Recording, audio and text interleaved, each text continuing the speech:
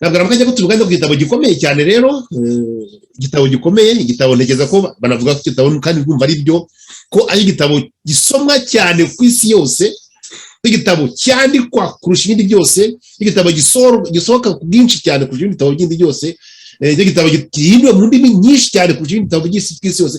Mbega no kuvuga ibintu byose Bibiliya irabyihari, ihora ari igitabo cya mbere muri byose. Ariko ni igitabo gikomeye, ni igitabo ku bakristo twebwe tuvuga ko ari ijambo ry'Imana, ariko ndagira ngo nk'abandi batari abakristo ndetse no ku bakristo ubwabo rega turebe ukuntu tukiganiraho tubisobanukirwe. Iki gitabo cyanditswe ryari, cyanditswe nande, cyandikiwe he, ese igikubiyemo bimeze gute, twabisoma gute, twabiba gute, ibibazo byinshi cyane umuntu agomba kwibaza kugira ngo tubigereho byumve neza. Nabatumiriye umuntu ntekereza ko ari we ibyo bita mu gifaransa le mieux indiqué que ngewe, le mieux indiqué en tout cas pour en parler, nyine niwe uboneye kurusha abandi, ni umuntu ugikoze cyane buri munsi. Nta wundi rero ni padiri Apollinaire Ntamabyariro, mwarimu mureba mu kanya abagezaho inyigisho y'uyu munsi, nyine ku munsi umunsi nyine w'umwami Yezu, Kristo umwami muri makeya. Reka no muri iki gihe tangire tuganire kuri iyo ngingo, nizera ko ibibazanire ibisubizo ku bibazo byinshi mwibaza. Padiri Apollinaire, muraho, murakomeye, mwongeye kwirirwa? Muraho, murakomeye, nishimiye rwose kuba ndi kumwe namwe. Na kerere gato ko narindi mu zindi gahunda, ariko ubu ngubu ndahari rwose mu kanya dufite, kandi mwakoze cyane kuntumira kuri radiyo Urumuri kugira ngo tuganire kuri ijambo ry'Imana. Murakoze rwose. Ahubwo aho naho tunahera aho ngaho avuga tuganire kuri ijambo ry'Imana, nibyo rwose. Nari mvuga mugaya nti Bibiliya ni igitabo, wenda urankosora niba nibeshya, bavuga ko ari igitabo cyandikwa cyane kurusha ibitabo byose, gicapwa gisohoka kurusha ibitabo byose ku isi, igitabo kivugwa mu ndimi cyane, gisohoka mu ndimi nyinshi cyane kurusha izindi zose. Ni igitabo ureba igitabo kibature koko muri makeya mu gifaransa, ni ukuvuga ko gicyura imihigo yose yashobora kubaho yerekeranye n'icapwa ry'ibitabo cyangwa se n'isomwa ry'ibitabo. Ndagira ngo rero ariko kandi ku giti cyanjye ni umukristo w'umugaturika, ariko hari ibintu byinshi cyane njya nibaza muri Bibiliya nyisomye nkareba Bibiliya nibaza ibibazo byinshi cyane. Icya mbere cyo Bibiliya yanditswe ite? Ikibazo kirekire handi ntekereza, yanditswe ryari, yanditswe nande? Ese koko nkuko mutayivuga muti ni ijambo ry'Imana, koko ni ijambo ry'Imana? Hari Imana hereza rwose ihumekera mu bantu ku buryo babyandika? Ibyo bintu byose ni rwongera ngo tuganire muri kano kanya. Nizere ko niturangiza rwose amatsiko atukagiye kujya ari amatsiko manashize, nkizera ko n'abakurikirana radiyo Urumuri nabo bari bushire amatsiko ku bibazo bimwe bibaza. Ese Padi, muragera rwose mureke uvuge wisanzuye ufite ibibazo, uhere ku ushaka. Bibiliya yanditswe ite, ryari, nande? Murakoze cyane. Reka duhere mbere na mbere ku nyito uri gukoresha uvuga ko ari igitabo. Muri iri jambo Bibiliya ni ubwinshi bw'ijambo Biblos, nubwo tugiye mu Kigereki, ni ukuvuga ngo ubwo bwinshi bikaba bisobanura ibitabo. Bibiliya ntabwo ari igitabo kimwe, Bibiliya ni ibitabo byinshi. Ibitabo byinshi atari gusa mu bigize ibitabo byo muri Bibiliya nyine 73, ahubwo bikaba na byinshi mu bihe byandikiwemo n'ababyanditse ukuntu ari benshi.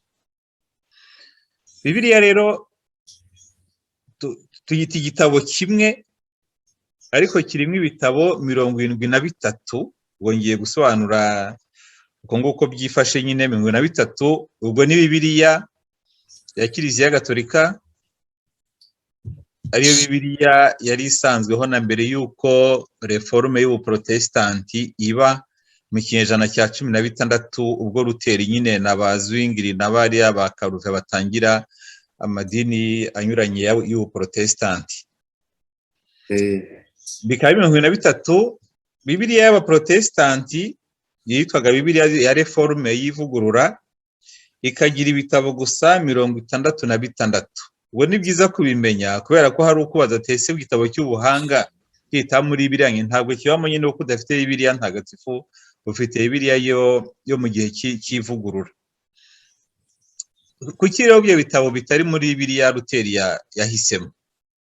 Luteri yabikuye muri Bibiliya kubera ko bigitangira bitari byanditse mu rurimi rw'Igihebureyi. Ni ukuvuga ngo isezerano rya kera iryandikiwe i Yeruzalemu, ribwira ko wenda imvugo ndi bukoresha iri bwumvikane. Isezerano rya kera ririya dufite hari nk'ibitabo 39 byandikiwe i Yeruzalemu, byandikwa mu Gihebureyi n'amagambo amwe namwe akaba ari mu Cyarameya. Ngo kubitandukanya, Igihebureyi mu rurimi Abayahudi bakoreshaga, Icyarameya ni ururimi rwakoreshwaga muri Mesopotamiya. Nubwo Icyarameya nirwo rurimi rwa kera rwakoreshwaga cyane kurusha Igihebureyi. Ibyo bitabo 39 byandikiwe i Yeruzalemu. Igihe kiza kugera, Abayahudi bakwira isi yose bajya muri diaspora. Igihe babatwaye mu minyago i Babuloni, abandi bajya gutura cyane cyane muri Egiputa za Alexandria, niho nkinzaho cyane kubera ko ariho handikiye ibitabo bindi. Bageze aho ngaho muri Alexandria, iyo Bibiliya yari yanditswe mu Gihebureyi, bagomba kuyishyira mu Kigereki. Tubona ko bita ngo traduire et trahir, uburyo nawe nyine bagiye basa nk'abashyira mu tundi tuntu. Bayishyize mu Kigereki, iyasohotse mu Kigereki isohokamo irimo ibindi bitabo byanditswe gusa mu Kigereki, byiyongera kuri 39 byari bisanzwe biri muri Bibiliya yandikiwe muri Palestina, donc Yerusalemu. Ibyo bitabo rero byiyongereyeho byaje gutuma isezerano rya kera byanditswe mu Kigereki bibi bitabo 43 nako 46 aho kuba 39. Ibyo bitabo rero dufite muri Bibiliya ntagatifu mutapfa kubona muri Bibiliya nyine ya Reforme. Ngiye kubivuga, ni igitabo cya Tobi, igitabo cya Yudita, icya mbere n'icya kabiri cy'Abamakabe, igitabo cya Baruki, igitabo cy'ubuhanga, igitabo cya mwene Siraki, noneho n'ibice byo mu gitabo cya Esiteri n'ibyo mu gitabo cya Daniyeli. Hari ibice bitari muri Bibiliya yera usanga muri Bibiliya ntagatifu, no mu zindi Bibiliya nyine zagumanye uwo muco wa Bibiliya uko yanditswe mu Kigereki. Luteri atangira idini y'Ubuprotestanti yari yirukanye n'igitabo n'ibaruwa ya Yakobo yari yayirukanye, ariko baje kuyisubiza muri Bibiliya mu kinyejana cya 20. Ndavuga abakoro nyine bati ibaruwa ya Yakobo iguma isubira muri Bibiliya, ariko Luteri yayikuyemo kubera ko yabonaga itinda cyane cyane ku bikorwa umuntu agomba gukora kurusha kukwemera gusa. Nibi bindi rero yakuyemo, hari impamvu theologique, hari impamvu z'ukwemera, kuko nk'ibi bitabo bivuga iby'ubuzima bw'iteka, bivuga ibijya gusa nka purgatori, bikavuga ibyo gusabira musa nk'abapfuye nko mu bitabo bya Makabe. Noneho babivuga gutera kumva biri kuvuguruza uko yemera, ahitamo kubikuramo rwose. Ubwo rero turagumya kuguma kuri Bibiliya y'ibitabo 73 kurusha 66, ariko ntibizagutangaze nusanga Bibiliya y'aba orthodoxiyo ifite ibindi bitabo bindi byiyongeraho. Hari ibitabo nka 6 nabyo byongera muri y'aba orthodoxi. Nuvuga ngo kuri ibi ngibi bisanzwe hakongerwaho ibindi bitabo bijya kuba nka 6 muri Bibiliya y'abakristo bitwa aba orthodoxi. Iyo ngibyo ni cyitwa igitabo cya Ezirasi cya 3 n'icya Ezirasi cya 4, igitabo cya 3 cya Makabe n'icya 4 cya Makabe, hakaba isengesho ry'uwitwa Manase na Zaburi 151. Nuvuga ngo ubwo ngubwo ndi kugenda ntondeka nerekana ko n'abakristo ubwabo abitwa abakristo ntabwo bafite Bibiliya imwe, nubwo iyiganje nyine muri iyi si ari Bibiliya y'ibitabo 73.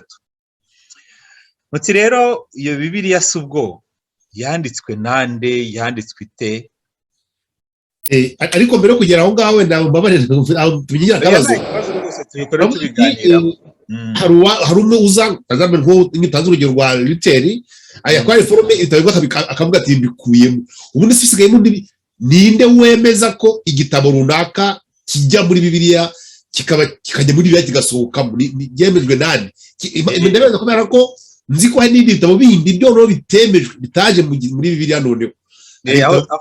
Aho niho naringiye kugera kuko buriya hari abatekereza ko Bibiliya yamanutse mu ijuru nyine yanditse kuriya, bagafata amagambo yanditse mu byahishuwe bavuga ngo ntawe ugomba gukura ijambo rimwe kuri iki gitabo bakakita Bibiliya kandi ni ibyahishuwe byonyine. Ni ukuvuga ngo Bibiliya mbere yo kuba igitabo cyanditse yabanje kuba amateka y'umuryango. Duhere kuri icyo ngicyo. Uvuga ngo icyabanje ni uguhererekanya ibyiza Imana yakoze ku muryango wa Isirayeli ku buryo bw'amagambo. Bibiliya isezerano rya kera habanje kubaho umuryango wa Isirayeli, isezerano rishya habanje kubaho kiliziya. Byanditswe nyuma bihereye ku buryo umuryango wabayeho, ukaba ari umuryango wemera. Icyo kintu ni ingenzi cyane kugira ngo mwumve Bibiliya, kumva ko umuryango wabanje kwemera, noneho ibyo wemera ubishyira mu nyandiko. Ahagana rero mu kinyejana mu mwaka w'igihumbi mbere ya Yezu Kristo, umwami Dawudi ari umwami i Yeruzalemu, amaze gufata umujyi wa Yeruzalemu mbere ya Yezu Kristo umwaka w'igihumbi, nibwo yavuze ati ibi bintu duhererekanya ku buryo bw'uruhererekane rw'amagambo, ibi bintu byanditse ku buryo bwa twafuraguma mu duce duto, ashyiraho itsinda ry'abanditsi abitwa lescribe. Urumva abikopeye mu Misiri, abikopeye mu bindi bihugu bindi bikomeye bifite itsinda ry'abanditsi, noneho bya bindi bya ruhererekane ku buryo bw'amagambo babandi baricara barabyandika mu bitabo. Noneho bihubara ko hari ibintu byinshi cyane byanditse, byose bitavuga ngo byose byahumetswemo n'Imana. Wowe niho ngiye kugera kuri ikibazo yibaza uti ni bande babyemeza ko ibi ngibi byari byo ko bitabo byahumetswe. Muri icyo gihe babyandika habaga hari ibitekerezo biturutse mu majyaruguru, ukuntu bakiriye ibya Aburahamu, ukuntu bakiriye ibya Musa, ukuntu bakiriye ibya Yakobo, hakaba n'ibiturutse mu majyepfo mu gice cya Yuda, ukuntu nabo babyanditse. Nibwo uzabona mu isezerano rya kera ujya kubona ukabona hari nk'ibitekerezo bibiri bisa nk'ibivuguruzanya. Dufate nk'urugero rwihuse, igitabo cy'intangiriro umutwe wa mbere kivuga iremwa ry'ibintu byose. Igitabo cy'intangiriro umutwe wa kabiri nawe kikavuga iremwa ry'ibintu byose. Umutwe wa mbere uvuga ko Imana yaremye byose ikoresheje ijambo ryayo, kandi bikora mu gihe cy'iminsi 7, 6 wa 7 iraruhuka. Umutwe wa kabiri ukavuga ko Imana yaremye ibintu byose iri kubibumba. Nko hari nk'umuntu ufite ibumba, akabumba udushishi, akabumba utunyo, akabumba inzovu, akabumba umuntu. Noneho kavuga ese ibi bintu ntabwo bivuguruzanya kuko ni ibitekerezo bibiri biturutse ahantu hatandukanye, ariko icyo bihuriza cyose ni ukuvuga ngo byose byaremwe n'Imana. Ubwo ngubwo details zindi tuzazinjiramo ubutaha, nyine ngo ndi gutanga ingero gusa, ibyo twazigarukaho ubutaha. None igihe kiza kugera babanditsi bashyizwe hamwe, nibo baje kwandika amateka ya Isirayeli uko yabanje kugeza mu gihe cy'umwami nyine Dawudi. Murumva hakurikiyeho abahanuzi, haza gukurikiraho ibitabo by'ubuhanga. Aho ngaho rero niho igihe cy'ivuka y'icyitwa Judaism, igihe cy'ivuka cy'icyitwa Ubuyahudi, abakuru b'idini b'icyo gihe, abahereza bitambo mu by'ukuri, nibo bicaye baravuga bati ibitabo by'ukwemera kwacu ni ibi ngibi 39. Babigena batyo nk'umuryango, nk'abayobozi b'umuryango wa Isirayeli ahagana mu kinyejana cya 4 cya 5 imbere ya Yezu Kristo. Ego ibyo bitabo bagennye rero haza gukurikira ibyo byo kujya mu buhungiro, byo kujya mu buhungiro bijemo ya Bibiliya yari mu Gihebureyi bayishyira mu Kigereki, bayishyize mu Kigereki hiyongeraho ira bitabo bindi nababwiye 6. Noneho mu gihe cya Yezu nibyo bitabo bakoreshaga, kuko bavugaga bati ibiri mu Kigereki nibyo Petero na Paulo mutagatifu bakoresheje by'umwihariko, nibyo Yohana yakoresheje by'umwihariko, kuko uri mu Kigereki wari umenyereye kuvugwa cyari Kigereki, noho babishyiraho mu Kigereki. Muvuga ngo abemeje isezerano rya kera ni umuryango w'Imana, abayobozi bawo bishyize hamwe bati ibyo twemera byahumetswe n'Imana nibi, kuko twemera ko turi umuryango w'Imana. kugira ngo dutandukanye kuvuga ngo hari umwanditsi wahumetswe n'Imana n'umuryango wemera. Umuryango wemera ukemera ko ari Imana iri kuwuyobora, kuko niho abantu benshi bajya bakunda kuyobera, noneho yabona bisa nk'ibivuguruza muri Bibiliya akagira ngo Bibiliya irabeshya. Ntabwo ibeshya, ariko ugomba kubishyira mu gihe cyabyo. Ni ukuvuga ngo rero isezerano rya kera uko turifite ryonyine ubwaryo, mwaravuga ko ari ibitabo byinshi, mu by'ukuri bavuga ko Bibiliya ari biblioteke, kuvuga ngo ni nk'inzu y'ibitabo. Kubera iki? Inzu y'ibitabo ntabwo biba byanditswe umunsi umwe, ntibiba byanditswe umwaka umwe, ntibiba byanditswe mu myaka 100, hari niba byanditswe mu myaka 1000. Iyo ugiye muri biblioteke zimwe na zimwe rwose, hariya mu Bwongereza, hari i Roma, muri Vatikani, haba hari ibitabo byanditswe mbere mu gihe cy'imyaka 5000, byanditswe mu zirandimi zo muri za Mesopotami n'ibiki byose. Bibiliya nuko rimeze. Bibiliya nuvuga ngo ibintu tubwira amateka y'ukuri ahera kuri Aburahamu. Ubwo mbaye ngira kandi kabazo ro kamatsiko, kuko rwose nawe ufite iby'amatsiko byinshi ngiye kugitanya nibaza, ariko ntegereza nda ko nabandi babyibaza. Urumvise ko mu by'ukuri byabanje kuba cyumya kuda tradition orale, ni kuvuga bagiye babiraho uvanganzo nyimvugo gusa, noneho baza gufata nyine igihe babikira barabyandika muri makeya. Iyo urebye rero nyine uko kuntu urumva nyine ko amateka yabo mu by'ukuri, kandi tuzi ko buri muco, buri gahugu, buri gihugu kigira ibyo bita mythe fondateur, ni kuvuga uburyo basobanura uko ibintu byatangiye. Mu Rwanda tutagiye ku rwego rw'iwacu mu Rwanda tuzi ko tuvuga ibyerekeye impanuka, uko byaje, basabizeze bagiye mu gitumo bagize umutima aho kimasa mu kizaba, ko umuntu yatangiye akaza agafata u Rwanda akarurema, gihanga cyanze imbwa n'ingoma, bikaza bikagera hari. None se twavuga se ko buriya nk'uburyo butangiye kutubyerekeye Aburahamu, uvuga ati amateka y'ukuri na Aburahamu, ese twavuga koko Aburahamu ngene ubona namujyanye no gihanga y'wacu, none ugasanga nawe ndabye ku kibazo kiri bukurikiraho nyuma, kuko abantu bo mu bindi bihugu bo basa nkaho birengagiza amateka yabo ku giti cyabo, bakemera ko ngo Aburahamu ari umubyeyi wacu twese n'uwaturiho ku isi, cyangwa se abemera Imana twese. Ugasanga ibyo bintu birivanze, ndetse hari n'abagera kure rwose. Navuga nk'umwarimu wanjye wanyije Nyakinama yitwa Maniragabo baributsa, kandi nawe ari mupadiri, we rwose unemeza ati biriya byose abakristo batubwira c'est la colonisation ya sociale, cyangwa colonisation y'umuco kwa. Ati ni umuco wa Kiyahudi waje umira iyindi mico, wibwira ko ari wowe ingendo. Ese icyo kibazo cyo mu kivugaho iki? Bavuga ko mu by'ukuri ari mite yo mu Bayahudi yaje kamira izindi mite, byo wavugaho iki padiri? Reka tubitandukanye. Mvuze ko umuntu wa mbere w'amateka ari Aburahamu. Atandukanye rero n'abasabizeze. Basabizeze wabashyira mu wita nka biriya bya Adamu na Eva. Niyo mpamvu igitabo cy'intangiriro, wenda tuzabigaruka igihe cyabyo, kuko uyu munsi mutacyari mu kintu cya generalite. Igitabo cy'intangiriro ubwacyo, imitwe 11 y'igitabo cy'intangiriro ntabwo bayita amateka, bayita ibitekerezo by'inkomoko ya byose. Imitwe 11 y'igitabo cy'intangiriro ni ukuvuga guhera kuri Adamu na Eva, ukagenda ukagera kuri biriya bya Nowa by'imyuzure, ukarangiriza aho ngaho. Igihe rero kiragera ku mutwe wa 12 bagatangira bati Imana yahamagaye umuntu witwa Aburahamu wari utuye muri Kalideya ahitwa Uru, iramubwira iti siga byose unkurikire. Uwo ni umuntu historique, ni umuntu wo mu mateka, ntabwo ari igitekerezo.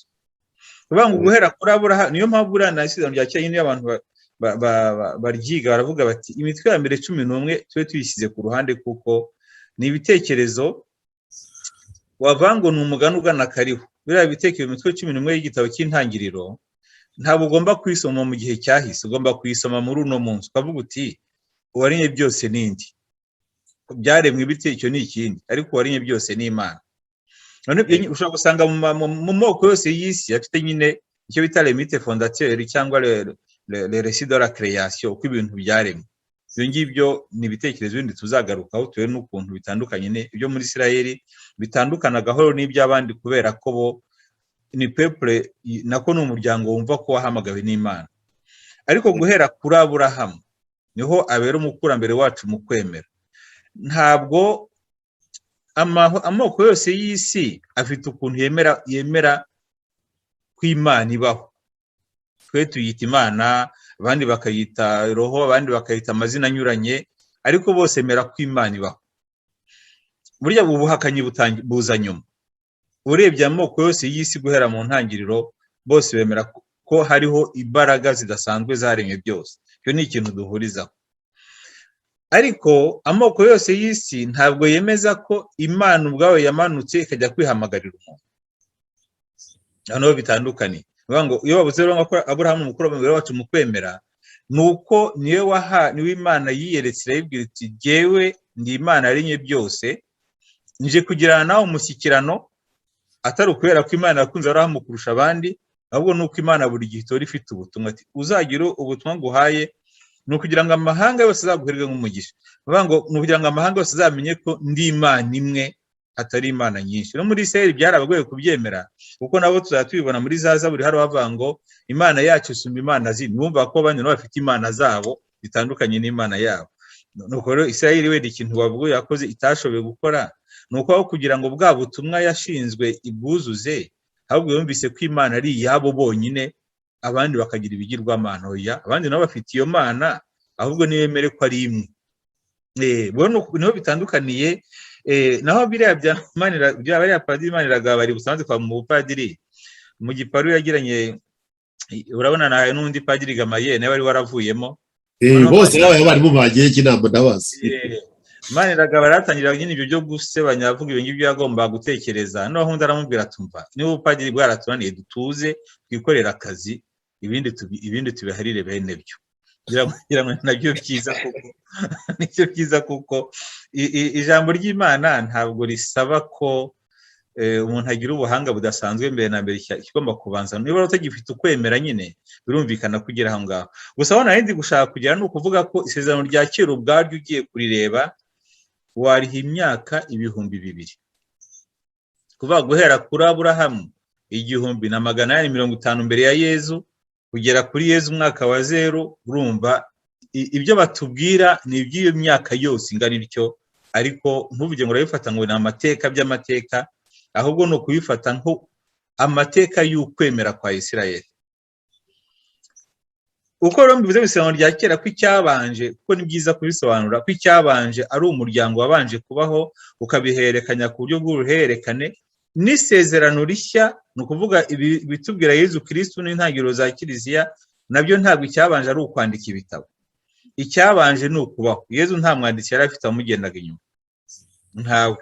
Yezu yaraje arigisha, akora ibitangaza, bakajya babisubiramo gutyo. Nyuma aricwa, amaze gupfa n'intumwa za mbere zitangira kwicwa. Ndagira ngo mbere dukurikiye ko igitabo cya mbere cyanditswe cyo mu isezerano rishya niba raporo mutatu yandikiye Abanyatesaloniki muri 51. Yezu yishwe muri 30, bango hashize imyaka 20 nta kintu na kimwe isezerano rishya cyari cyandikwa, kugeza igihe nyine Paul mutatu atangiye kwandikira amabaruwa ye, niyo yanditswe mbere y'amavanjiri. Amavanjiri ibitubwira ubuzima bwa Yezu byatangiye kwandika mu myaka za 67-70, kugenda kugera mu myaka za 90. Urumva rero Yezu yari yarapfuye kera, yarazutse, umuryango uriho, Kiliziya iriho, none bafite uko baherekanye ibyo yagiye avuga, bafite uko babyandika, bafite uko babiganira. Haje kuvuka ikibazo rero niho cya kindi babazaga mbere, abandika ubuzima bwa Yezu baba benshi, rimwe na rimwe ndetse bisa n'ibivuguruzanya, ibindi bishingiye ku bitangaza gusa, cyangwa Yezu bamugize nk'umuntu w'umunyamajuru aho ngaho. Biba ngombwa rero ko aho ngaho naho nyine ntongeye isezerano rya kera tumaze kubona ko abakuru b'umuryango w'Abayahudi bicaye bakavuga bati ibi bitabo byose bihari tugena ibitabo byahumetswe tubyemeze, icyo bita livre canonique. Biriya bita canon ngo nakabaho ko guca umurongo, nakarati. Bati akarati tugenderaho nakahe regle, donc ibitabo bizatuyobora nk'ibyahumetswe n'Imana nibi. N'isezerano rishya naryo rero ikinyejana cya mbere cyarangiye, mu cya kabiri haboneka ibitabo byinshi, n'ubu ngubu mujya mwumva bivuga ivanjiri ya Tomasi, ivanjiri ya Yuda, ivanjiri ya Bikira Mariya, ubuhamya bw'intumwa 12, ni byinshi byanditswe muri icyo gihe. Biba ngombwa ko abayobozi ba Kiliziya mu kinyejana cya kabiri bicara agana mu mwaka w'190 nyuma ya Yezu Kristo, 190, bivuga ngo hashize nk'imyaka hafi nk'ijana 30 ibyo bitabo bikiri mu kavuyo. Nibwo tugomba kumva ko ntabwo hatangiye Kiliziya ifite igitabo kimwe. Buri communauté hari yabaga ifite igitabo, indi communauté hari ifite igitabo, indi communauté hari ifite ubutumwa bwa Paul Mutagatifu, indi communauté hari ifite ibyanditswe na kanaka. Noneho bavuga ati niki kigiye gutuma twemeza ko ibitabo byacu byahumetswe. Noneho tuvuga rero ko Kiliziya nyine yakoze umurimo ukomeye, nabyo ngiye kugeraho kandi by'ingenzi kumvisha ko Bibiliya ni ya Kiliziya, ni nayo yonyine ishobora kwisobanura ukwiri kuko ariyo yayemeje. Icyo gihe abayobozi ba Kiliziya b'icyo gihe, yari kiri Kiliziya imwe zitari zaba Kiliziya nyinshi, yari Kiliziya nyine twita Gatolika. Abayobozi bayo baricara, abepiskopi, abahanga, baravuga bati tugomba kugena ibitabo nyakuri twemeza ko byahumetswe na Roho Mutagatifu mu gihe cya Yezu Kristo. Bashyiraho rero icyo nakwita mu Gifaransa critère, rwose mu Kinyarwanda ni iki simbizi, icyo ingingo z'ingenzi bakurikije muri makeya, birakurikije icyo bazareba kugira ngo babyemeze. Tuzakurikiza niki tuzakurikiza. Izo ngingo rero ni ingenzi cyane ku mukristo nkatwe kugira ngo twumve uburyo Bibiliya yakozwe. Ingingo ya mbere yabaye kwemeza ko ibitabo byose byo mu isezerano rya kera byahumetswe n'Imana. Biriya rero nyine 46. Icyo ni icya mbere cyahise cyemeza kuko byari bisanzwe bikoreshwa n'ubundi, nibyo abigishwa bakoresheje, nibyo yakoresheje, nibyo intumwa zakoresheje. Ahubwo bavuga ati ibyo byo byahumetswe n'Imana ntacyo tubihindura. Tugiye rero gushaka ibyo mu isezerano rishya, turagendera kuki? Bagendeye ku zindi ngingo, baravuga bati iya mbere mu Kilatini bayita Antiquitas, bavuga ngo igitabo cya kera gishoboka. Igitabo cya kera ni ukuvuga ikihe rero? Ni igitabo cyanditswe mbere y'urupfu rw'intumwa ya nyuma, mbere y'urupfu rwa nyuma, mbere y'urupfu bese rw'intumwa ya nyuma ariwe Yohani umwanditsi w'ivanjiri. Bakavuga ati umwaka yapfuyeho n'umwaka w'100 nyuma ya Yezu Kristo. Igitabo cyose cyanditswe nyuma y'uwo mwaka ntabwo cyahumetswe kuko kitanditswe n'intumwa cyangwa se gihagarariwe n'intumwa. Muri icyo gihe ibitabo byinshi dufite biriya byabitwa ba Clement w'i Roma, abitwa ba Ignasi wa Antiokia, n'ubu uyu munsi iyo ubisomye wumva rwose n'amabara nk'ari ya Paul Mutagatifu, ariko ntabwo byemewe kubera ko nyine byanditswe nyuma n'iyo tariki bari bashyizeho. Ariko n'iyo byanditswe icyo gihe, iyo kiriteri ntabwo yari ihagije. Kiriteri ya kabiri, kigomba kuba ari igitabo cyanditswe n'intumwa cyangwa se cyanditswe gihagarariwe n'intumwa. Ni ukuvuga ngo buriya amavanjiri dufite ya Yohani, ya Mariko, ya Luka n'iya Matayo, ariya amazina ntabwo yari yanditseho y'abo banditsi, ariko hari communauté, hari umuryango wakiriye iyo vanjiri, wenda yarashinzwe na Matayo Yeruzalemu, akavuga ati iyi communauté uwanditse iyi vanjiri yari ahagarariwe n'intumwa. Hari ivanjiri ya Mariko, niyo ya mbere yanditswe, ariko yandikiwe i Roma, yanditswe na Mariko kuko yari nk'umwanditsi wa Petero.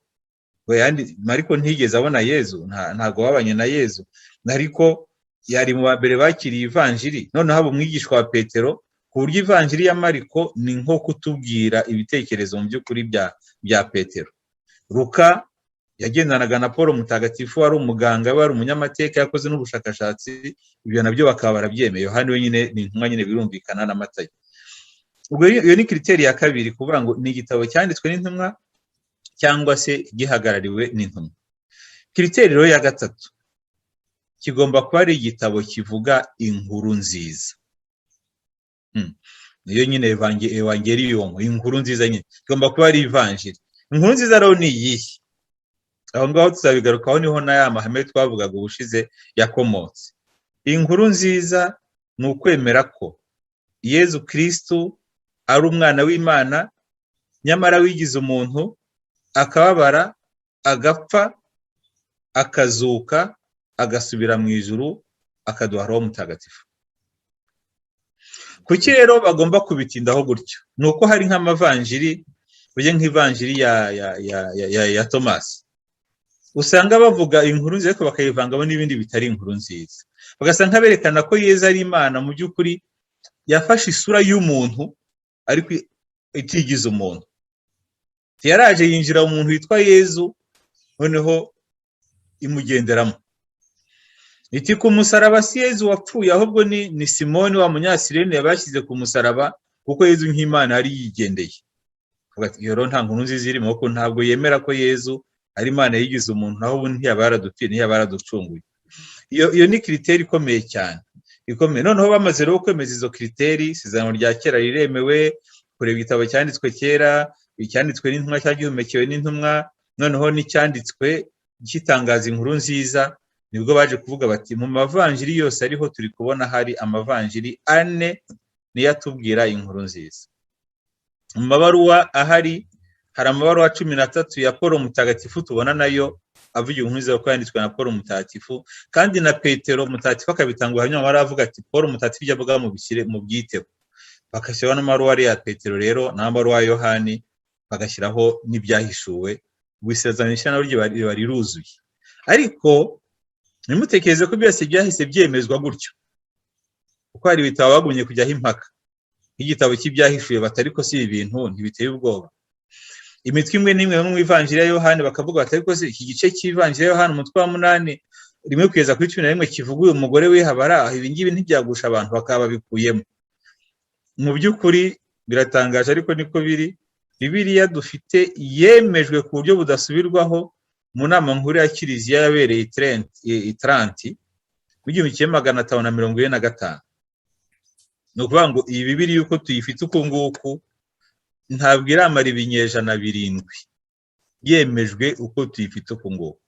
Yemerewe nyine muri ya Konsili Trenti muri 1545 nibwo bemeje ko Bibiliya noneho yahumetswe n'Imana n'iyi ngiyi. Muri make rero uwemeza Bibiliya ni Kiliziya, ufite uburenganzira bwo kuyumva uko igomba kumvikana ni Kiliziya. Ni ukubera ko nuvuga ngo mbere na mbere uwo muryango niwo wabanje kubaho, ibyo wabagamo ukemera ko ari Imana wiyoboraga, ukemera ko ari Imana wuhumekeyemo, none ibitabo byemejwe ko byahumetswe n'Imana bikemezwa na Kiliziya iyobowe na Roho Mutagatifu. Hari imirongo myiza cyane mu mutwe wa 15 byakozwe n'intumwa, aho bamara gukora inama ya mbere nkuru ya Kiliziya yabereye Yerusalemu, intumwa zigatanga raporo zivuga ngo Roho Mutagatifu natwe twemeje ko, Roho Mutagatifu natwe twemeje ko. Iryo jambo rirakomeye cyane, uvuga ngo imbaraga za Kiliziya nuko yemera ko ari Roho Mutagatifu uyiyobora.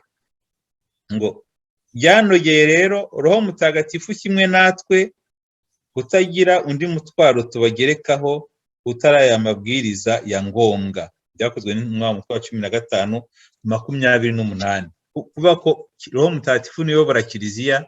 Yo rero abepiskopi bateranye bayobowe n'umukuru w'intumwa ari we Papa, bakagira ikintu bemeza mu murongo w'ukwemera n'uwo murongo w'imyitwarire ya Gikristo bita morale, ni Roho Mutagatifu uba wabahumekeyemo, ibyo bakuyemo tukabyemera dutyo. Ariko ntabwo bashobora kongera kwandika indi Bibiliya, kuko nabibabwiye nyine na inspiration, guhumeka na Roho Mutagatifu kwa Bibiliya kwarangiranye n'umwaka w'100 nyuma ya Yezu Kristo. Ibikurikiraho nta kindi ni ukugenda gusaba bavuga bati ijambo ry'Imana ritubwira iki, ariko se Kiliziya itubwira iki? Umukristo Gatolika ubundi agira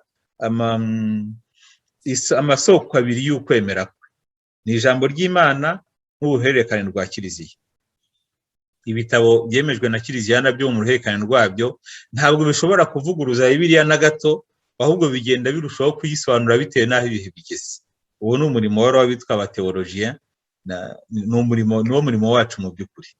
ndumva naba nshubije icyo kibazo cya Bibiliya ikomoka uko yanditswe, abayanditse, noneho n'impamvu ariyo ibi bitabo bimwe byemejwe ibindi ntibyemezwe, ni impamvu mu by'ukuri niyo ngiyo. Mfite utubazo tubiri tw'amatsiko.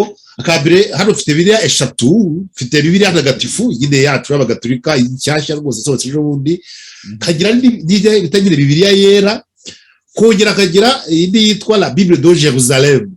None se izo zo zitandukaniye byerekeye Bibiliya yera yo wabitubwiye na Bibiliya y'abagatolika wabitubwiye. None se la Bible de Jérusalem yo ya Egypte yo ijemo gute yo? Okay. Bible hari ibitabo ngewe mfite verisiyo nibura nka 15 zitandukanye.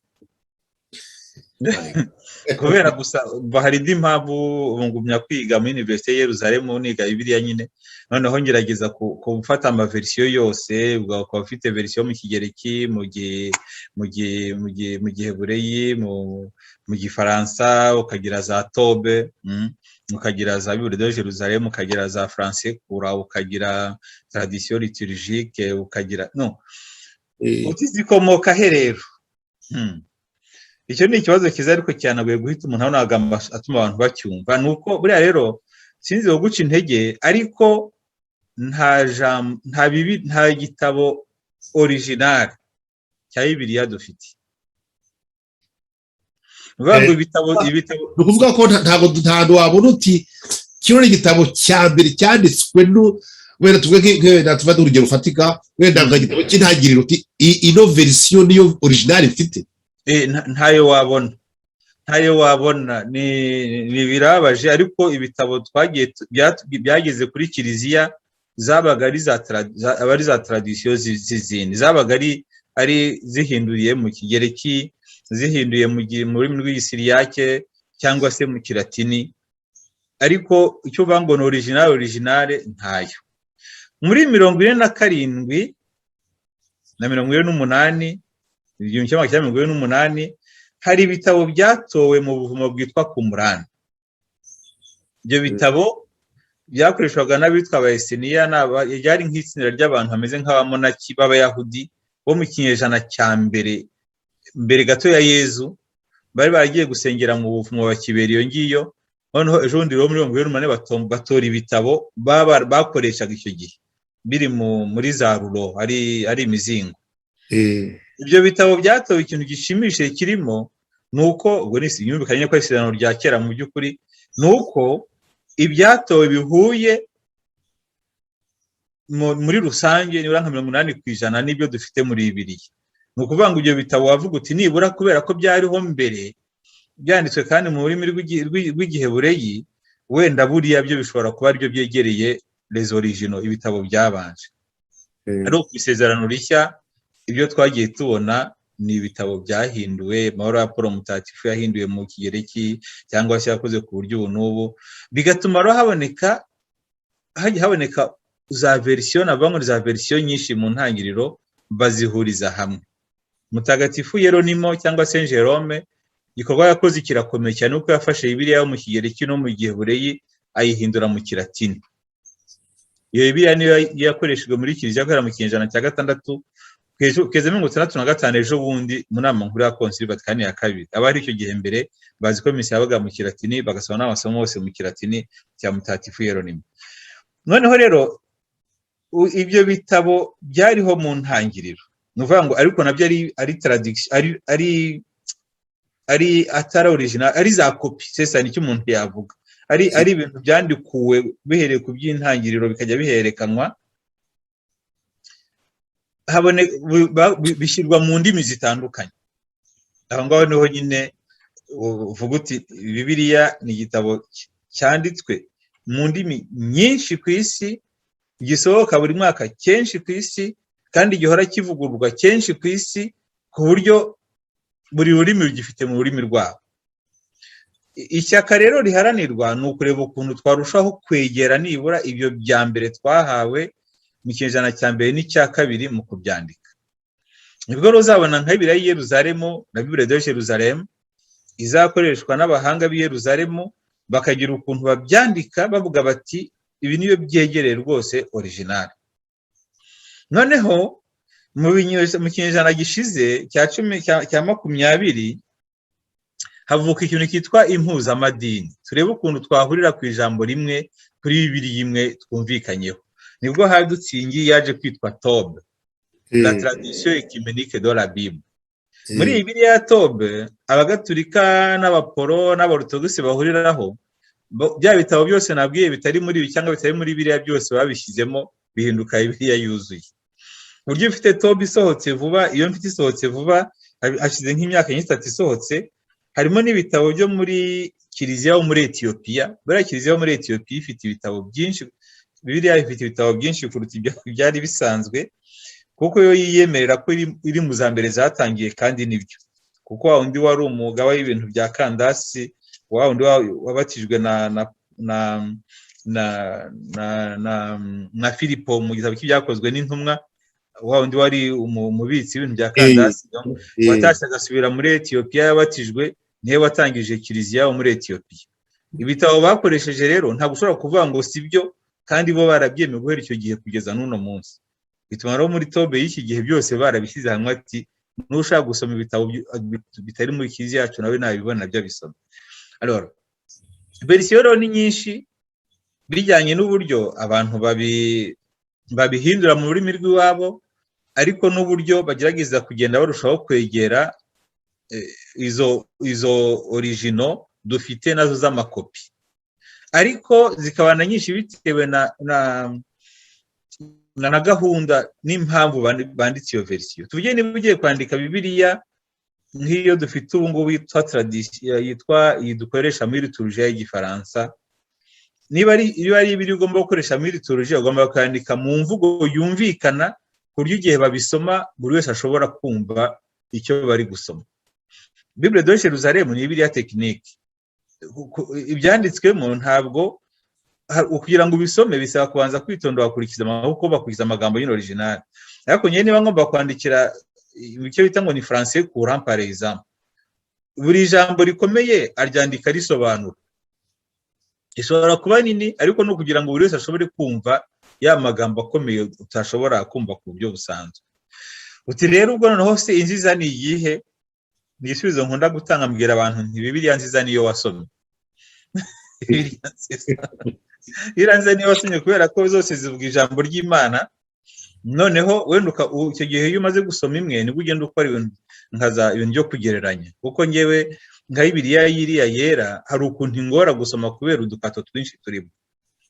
Harimo udukato twinshi kubera ko ari nk'ikinyarwanda cya kera, ariko Bibiliya ntagatifu ni nshya, yanditswe vuba kandi yandikwa n'abantu b'abahanga, ku buryo ubona rwose ko irasomeka ku buryo bworoshye, kandi ikaba yegereye nyine icyo navuga nti ni za original bahereyeho, nabo bayishyira mu kinyarwanda, bahereye ku Kigereki, bahera kuri mu Giheburayi, bahera no ku Kilatini, noneho bagendera no ku ndimi zisanzwe zari ziriho, Bibiliya z'Igifaransa, z'Icyongereza, bakajya bahuza buri jambo.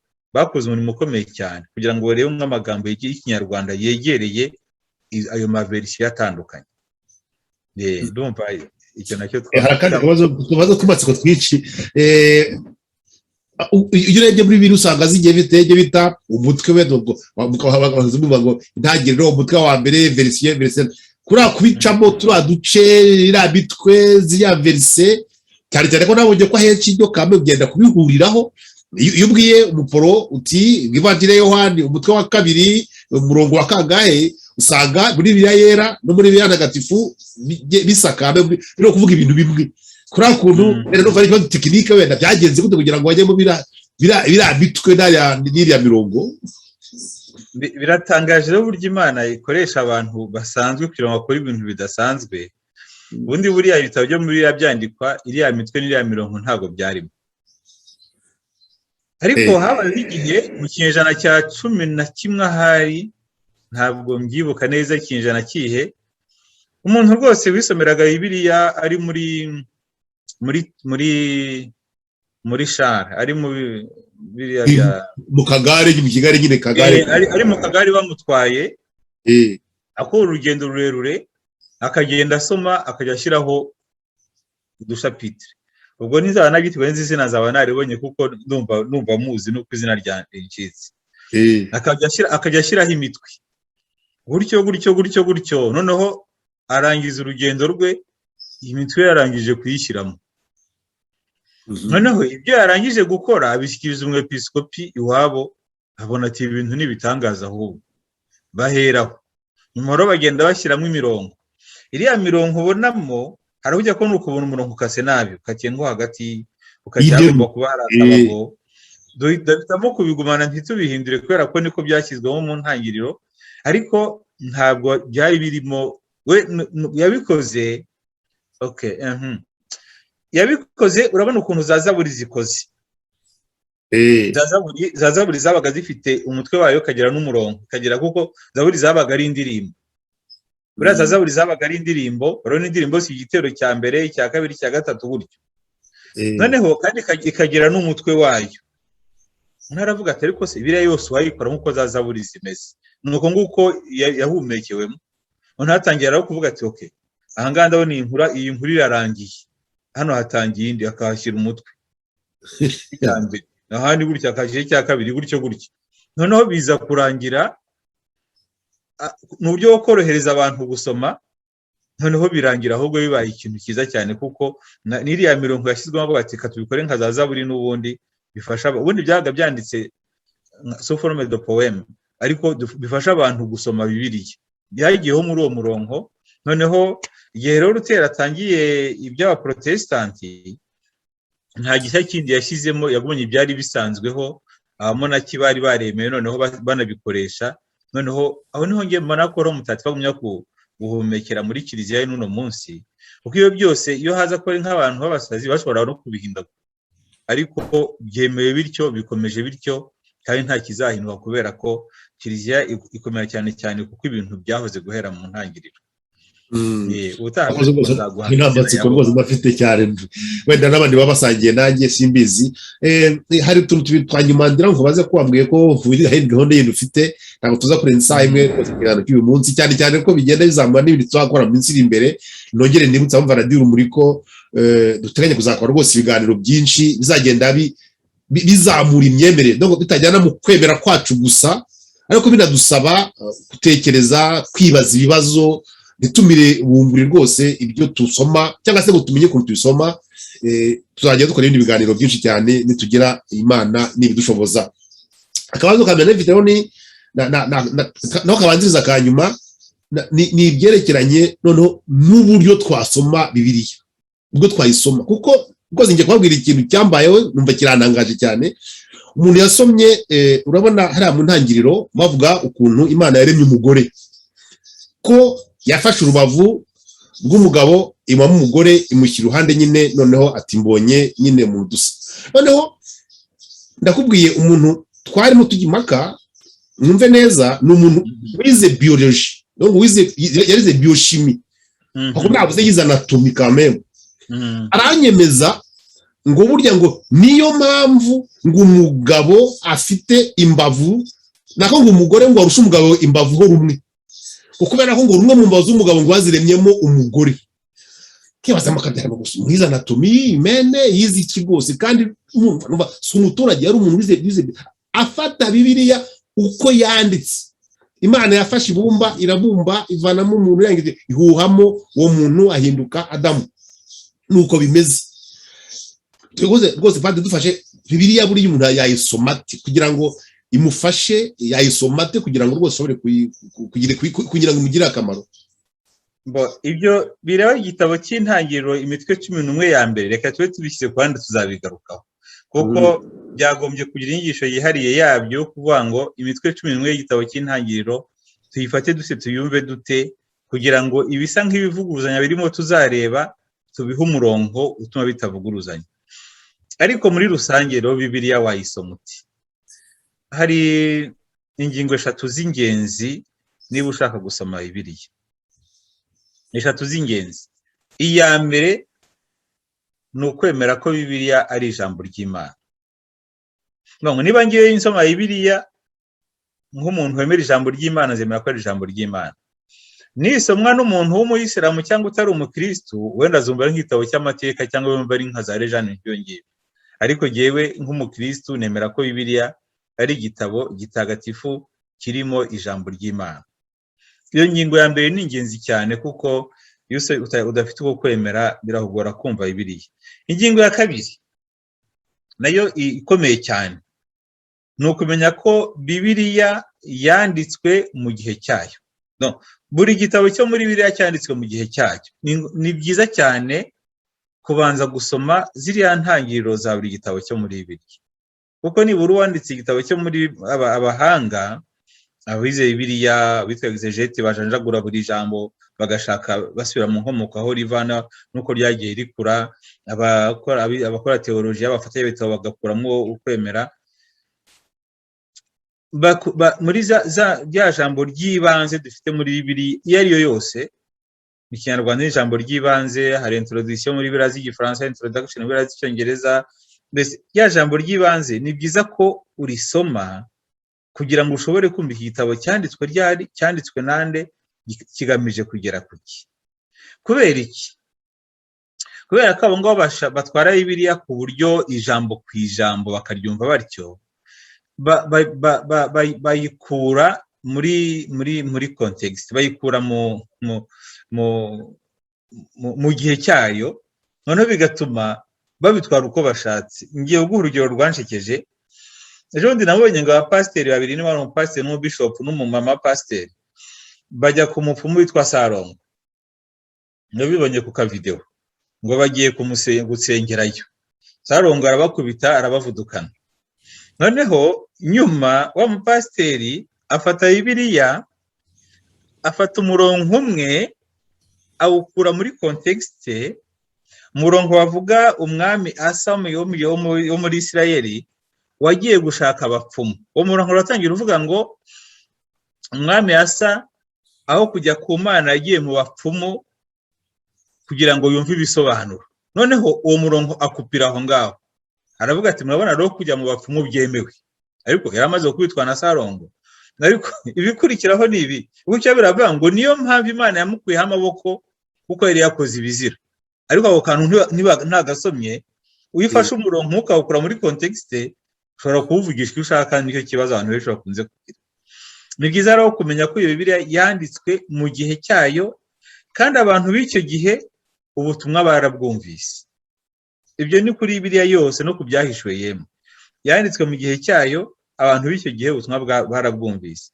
Niba yanditswe mu gihe cyayo rero, hari amagambo y'icyo gihe ikoresha, hari uburyo bwo icyo gihe izakoresha. Niyo mpamvu tuzabona muri Bibiliya harimo indege, ntabwo uzabona muri Bibiliya harimo za computer cyangwa ubone harimo imodoka n'ibiki. Ntibyabagaho nyine. Ntabwo yajya kuvuga ngo nuko ngomana ngo indege iragurutse. Oya, ntiyabagaho. Bibiliya yanditswe mu gihe cyayo ikagarukira no ku bintu by'icyo gihe.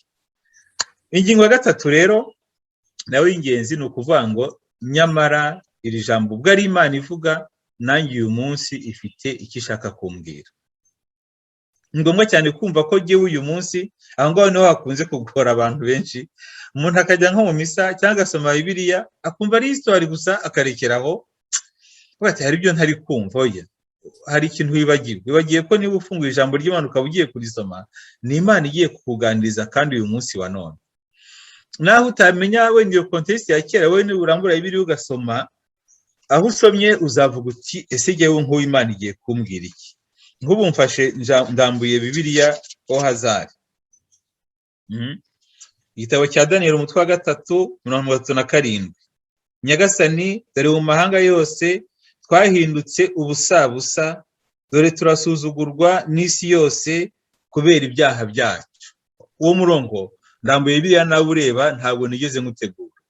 Ariko nk'uyu munsi ubiregera uvuga uti twakwiriye mu mahanga yose. Sikoze ko n'uyu munsi ariko bimeze. Muri minsi mirutse kwibaza, umuntu ambaza ngo bese nta munyatanzania namenya ngo maze amuha aderesi yo muri Tanzania. Ndaranganya amaso ahantu hose nta mutanzania n'umwe nzi. Ariko ngiye kureba nsanga abanyarwanda twe dukwiriye isi yose. Urumva igihe Daniel abyandika bari bahungiye mu gihugu cya muri Babiloni, baratatanyijwe mu bunyago. Ariko jyewe uno munsi nk'umunyarwanda urisobanura kuvuga nti siko ko amugani ko dushobora kuba twarakoze ibyaha byinshi bigatuma dukwira isi yose. Simvuga icyaha cy'umuntu, ndavuga icyaha communation, ukabirebera muri uwo murongo. Uyu ni umurongo mbaje gutya wo Hazare, ku buryo ufungura ukavuga uti ijambo ry'Imana iki rigiye kumbwira none. Nuko rero tugomba gusoma Bibiliya izo nyungu uko eshatu umuntu akazubahiriza. Mbere na mbere kwemera ko ari ijambo ry'Imana byanditswe mu gihe cyaryo n'amagambo yaryo, kandi abantu b'icyo gihe bafite ubutumwa Imana ashaka kubagezaho. N'uyu munsi igihe uri hano hari icyo Imana ishaka kumbwira ngomba kumva kandi nkacyitondera.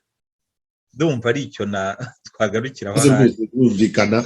Akabazo kanyuma k'amatsiko noneho nakanyuma noneho rwose, ufite chanel yawe yitwa Alpha na Omega, ndetse no mu kanya amasomo waduhaye twumvise kuri radio Urumuri mu kanya ndabyo bigarutseho nyine ko Yesu Kristo nyine ari intangiriro akaba n'iherezo rya byose.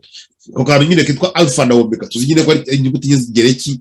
Arese Yesu yiyise Alpha na Omega, Yesu yavuga Ikigereki cyangwa yavuga Icyarameye cyangwa Igiheburayo? Kuko abantu bavuga ngo yaravuze ngo ndi Alpha na Omega, ndabyibajijeho ukuntu yabivuze kandi ese yarazi Ikigereki cyangwa ni cyangwa se uko byagenze mu by'ukuri bimeze gute ibintu bya Alpha na Omega? Ubundi Alpha ni inyuguti ya mbere y'Ikigereki, Omega nyine ikabiha nyuma y'Ikigereki. Uvuga ngo ni intangiriro akaba n'iherezo. Ibi ngibi biratuzana mu kintu cyitwa kwerekwa cyangwa se kubonekerwa. Yohana yandika ibyahishuwe, yari mu kirwa cya Patimosi, yatwawe buroho. Uvuga ngo icyo bita ekstase, yari ekstare, kuba hanze y'umubiri. Yari hanze y'umubiri abwirwa n'Imana. Cyane cyane akoresheje abamarayika n'abamuganirizaga by'umwihariko, ariko akabona na jambo y'Imana, akabona muri uko kwerekwa rero cyangwa se kubonekerwa, Imana ituvugisha mu rurimi n'abandi bashobora kumva. Ari amagambo ya Alpha na Omega Yesu ndihe yavuze atarapfa. Ni amagambo yavuzwe Yohani Mutagatifu ari mu kirwa cya Patimosi. Yesu yarapfuye yarazutse, noneho aramwiyereka aciye nyine kuri abo batagatifu no kuri abo bamarayika. Niki ni kwa kundi mbese avuga uti Bikira Mariya ko yabonekeye mu Rwanda avuga Ikinyarwanda, ese koko yari akizi? Mu ngoma abageze mu ijuru nta limite y'indimi baba bagifite. Cyakora iyo baje batugana bakoresha imvugo dushobora kumva kugira ngo dushobore kuyitanga tuyigeze no ku bandi. Niyo mpamvu baza bafite n'isura isa natwe. Iyo Bikira Mariya yeretse abantu bo muri Amerika Latine azasa nk'abantu babo. Yakwereka umunyarwanda akasa n'umunyarwanda, yakwereka umuntu wo mu Buyapani akasa n'umuyapani, yakwereka umuntu w'Iburayi akaza ari umuzungu. Ijuru ritwegereye rikoresha imvugo n'uburyo dushobora kumva, dushobora no kugeza no ku bandi. Mu gitabo rero cy'ibyahishuwe, Yesu yita Alpha na Omega kugira ngo abwire abantu b'icyo gihe ati rwose ibiri kuba wenda tuzabigera, ibiri kuba ntibatera ubwoba kuko isi n'ijuru mifite mu kiganza, kuko ni ngiye ntangiriro nkaba n'iherezo ryabyo. Ni umurongo wo guhishurirwa, ntabwo ari mu murongo wa Yesu akiri muri uwo mubiri wacu wagenewe gupfa. Icyo kibazo bote se Yesu yavuga guhura ururimi, icyo ni ikibazo dukunda kujyaho n'impaka mu rwego rw'abahanga. Hari amagambo bita ngo ibusisima verba, amagambo nyakuri yavuzwe na Yesu muri Bibiliya nta yahe. Icyo ni ikiganiro abahanga bajyaho impaka buri gihe. Bavuga ngo yayavuze mu ruhe rurimi, mu Giheburayo se cyangwa mu Cyarameye? Ngicyo ni ikibazo twazaganiraho ubutaha dufite n'umwanya urambuye, kuko bigaragara ko nk'iyo yavuze ngo hahandi tubyavuga ngo tarita kumi,